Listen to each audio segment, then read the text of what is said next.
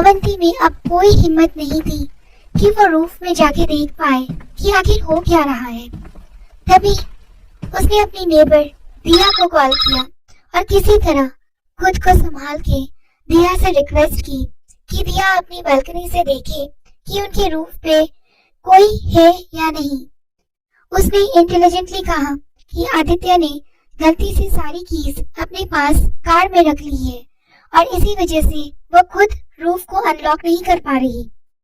दरअसल अवंती किसी को कुछ नहीं कहना चाहती थी उनके साथ हो रहे इन हरकतों के बारे में।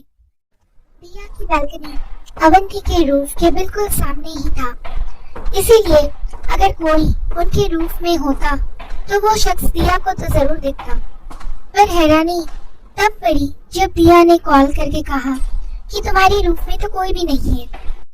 रिसीवर रखते ही फिर से अवंती को वही आहट सुनने को आई।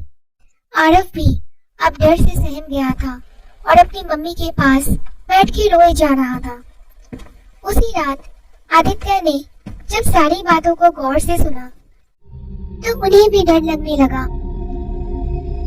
उन्होंने सोचा घर में सब इतने डरे हुए हैं कि अब इन्हें अकेले छोड़ के बाहर जाना भी शायद सही नहीं होगा। दूसरी शाम आदित्य जल्द लौट आए और एक हॉकी स्टिक को लेके वेट करने लगे अपने मेन रोड के ठीक सामने। अवंती भी सेकंड फ्लोर के बालकनी में छुप के देखने लगी वो मेन एंट्रेंस की तरफ। आरफ अपनी बहन को संभालते हुए उसी के रूम में उसी के पास था, सिर्फ इन हालातों से बेखबर रुपसा अपनी धुन में खेलती रही। आज एंट्रेंस का बल्ब भी ठीक से ऑन था, पर चारों ओर एक अंधेरे ने घेर रखा था। शायद अमावस सामने ही आने वाला था। कुछ पलों के इंतजार में ही बाहर का बल्ब अपने आप ही बंद हो गया। ऐसा लगा अवंती को कि एक अंधेरे ने धीमे से एक आकार लेना शुरू किया हो। देखते ही देखते वो आकार जैसे एक इंसान के जैसे दिखने लगा। खौफ से चीख पड़ी अवंती, कौन है वहाँ? अचानक उस अनजाने से शख्स ने क्रोध भरी नजरों से ऊपर अवंती की तरफ देखा और धीरे से अपने आकार को बढ़ाते हुए उसकी बालकनी की तरफ आने लगा। उस बेजान नजरों को देखते ही अवंती बेहोश हो पड़ी। आदित्य को पुकार के आदित्य दौड़ के ऊपर की तरफ आए और देखा कि अवंती बेहोश पड़ी है और आरव बेसब्र होकर रोए जा रहा है। किसी तरह से आदित्य ने अवंती को होश में लाया। सारी बातों को सुन के जैसे आदित्य डर से कांप उठे। वो कौन था? क्या चाहिए उस शख्स को? अब उन्हें क्या करना होगा? इन्हीं बातों को मन ही मन सोच के आदित्य एक अजीब डर में घिरते गए। तभी उन्हें एहसास हुआ कि आरव को तेज फीवर आ रखी है। उसी वक्त उन्होंने डिसीजन लिया कि अब गुरुजी के पास जाना ही होगा। पर गुरुजी का आश्रम 5 आवर्स की दूरी पे था उनके घर से और वहाँ कॉल करने का भी कोई ऑप्शन नहीं था। सारी रात उसी तरह एक अनजाने डर और बेसब्री से वो दोनों सुबह होने का वेट करने लगे और सुबह होते ही आदित्य निकल पड़े गुरुजी के पास। वो चाहते थे कि सब साथ आए, पर अवंती ने हालत को देख बच्चों को लेकर घर पे वेट करने का डिसीजन लिया। किसी तरह गुरुजी के पास जाके उनकी शरण में रो पड़ा आदित्य।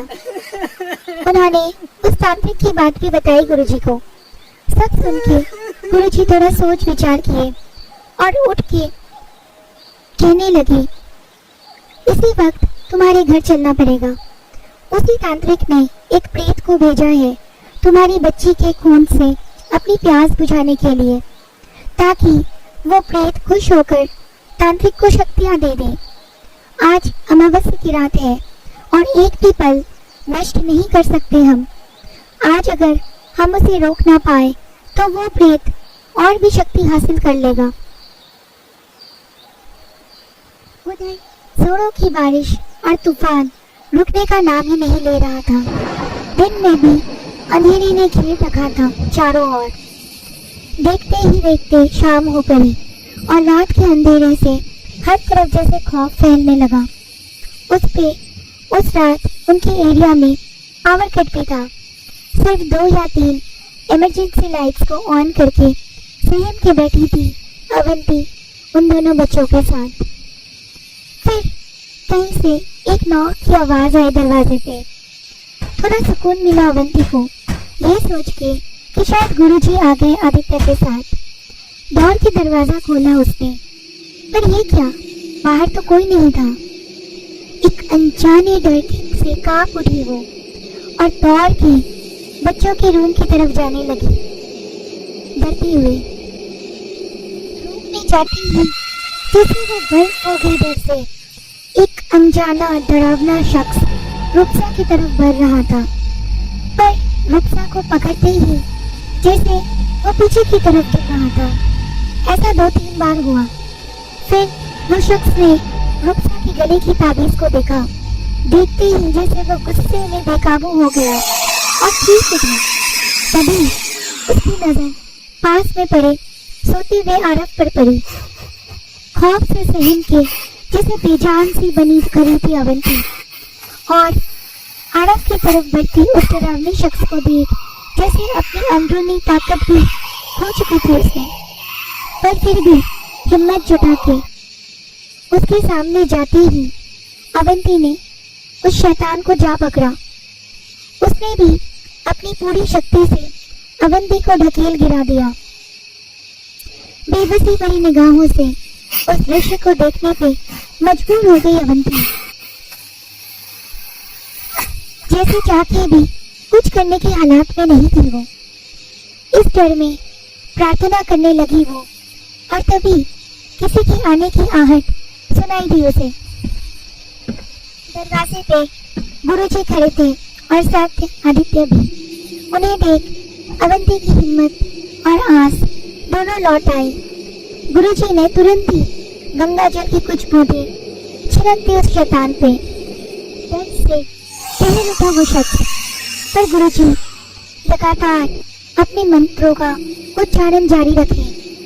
धीरे धीरे वो शैतान अपनी शक्तियां खोने लगा और कुछ ही पलों में वो एक धुएं के आकार में बदलकर कहीं अदृश्य हो गया।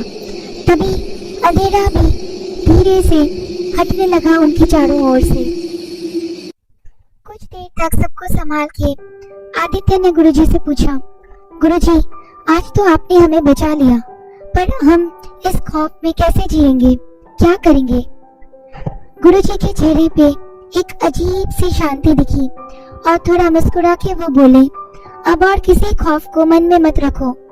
उस शैतान को जिस तांत्रिक ने जगाया था, अब वो शैतान उसी का वध करेगा और फिर खुद भी मुक्त हो जाएगा। शैतान को जगा के अगर उसकी प्यास ना बुझाई जाए तो वो शैतान मुक्त होने से पहले उसी इंसान की प्राण लेती है जिसने उसे जगाया है। अब और किसी भी डर की कोई जरूरत नहीं है। तुम और सब अब बेफिक्र जी सकते हो। भगवान ने तुम्हारी सुन ली। दूसरे ही दिन न्यूज थी कि एक तांत्रिक का मृत शरीर अजीब हालतों में